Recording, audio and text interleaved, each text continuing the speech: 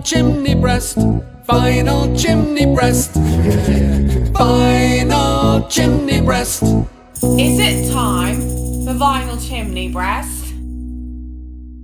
Yes, it's week 4, Colours of the Rainbow. After last week's miserable subject, we turn to something a bit more cheerful. Convention precludes me from displaying the vinyl in colour order. I have still stuck to alphabetical order, but I'm weird like that. First off, we have AC/DC Who Made Who. This was essentially a compilation album from 1986, which served as the soundtrack to the Stephen King film Maximum Overdrive, which is a pretty terrible film. I really like this album. I almost think of it as a standalone AC/DC album. It was the first new AC/DC release that came out since I got into them. The title track, I think, is one of their classic songs. There are 2 really good instrumentals on it, and the rest of it is kind of a best of some major classics from Back in Black, a couple of good tracks from the previous studio album, and the classic song Ride On. That's the only Bon Scott song that's featured. That's the blue one. Yellow is Anthrax, State of Euphoria. This was something of a disappointment I felt after their previous album Among the Living.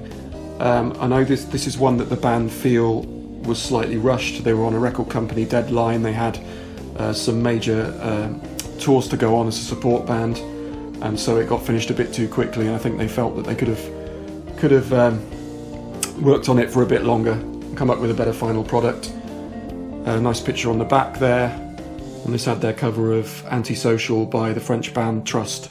Green is Tear by Black Sabbath. This was their album from 1990. This was a really strong album, one with Tony Martin on vocals. I think the Tony Martin era is getting something of a new appreciation these days. This was one on which a lot of the songs alluded to elements of Norse mythology, hence the title. Since there are 7 colours of the rainbow, although I suppose technically there are many more, I had to include some doubles. So we have Green again, this being the Green album by Steve Hillage. A really amazing piece of work. This is a little bit more ethereal than its predecessor, which had some funk elements. This is one that I bought second-hand in a record shop in Cheltenham. Father Abraham and the Smurfs, Father Abraham in Smurfland. It's definitely red, it's definitely blue. You can never have enough Steve Hillage, and this is his 1979 album Rainbow Dome Music, which I've included for obvious reasons. Hillage and his partner Maquette Juradi were commissioned to come up with some music which would be included in an exhibition in London called the Festival of the Mind, Body, Spirit in Olympia, the centrepiece of which was something of a precursor to the biodomes at the Eden Project. There was a big dome structure in the centre of the arena in which they recreated a rainforest, and they wanted some appropriate ambient music in the background, and hence this. And it's very much seen as a big influence on what would later be known as chill-out music. Does anyone really know the difference between Indigo and Violet? I've just consulted with a knowledgeable person, and they tell me that Indigo is darker. So this is Violet. Pendragon, a British prog band, and this was kind of their move into the 80s, I think, much like other better known prog bands like Rush and Genesis, and yes, they went down a slightly more commercial, shorter song-based route with lots of keyboards. You can probably kind of tell that is that kind of thing from the cover. There's a track on here called, I think it's Contact. That's got a lot more prog elements to it. That was one that I particularly enjoyed. This was really one of those occasions when I went to the record shop with some money in my pocket and wanted to find something to buy. There was nothing particularly in there.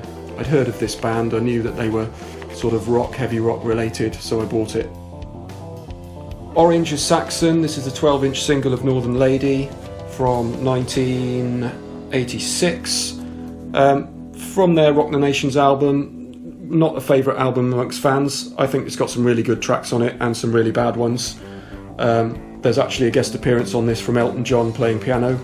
He was working in a studio nearby, and a couple of really good live tracks on the B-side. Saxon again, which is always good. This is another 12-inch single. This is the Indigo choice. I think that's right. 12-inch single I Can't Wait Anymore from their Destiny album in 1990, a much maligned album. It was felt they were moving in a much more commercial direction. They changed the way they dressed and they changed their hair. Most of the music was still really good. They didn't bring in outside writers like a lot of bands. It definitely does have a more commercial sound. Probably could have been a Def Leppard or Bryan Adams song. Thanks for watching Vinyl Chimney Breast. All the music you can hear in the background is by See Through Head. You can find out more in the links under the description. Please click on everything, and I'll see you next week.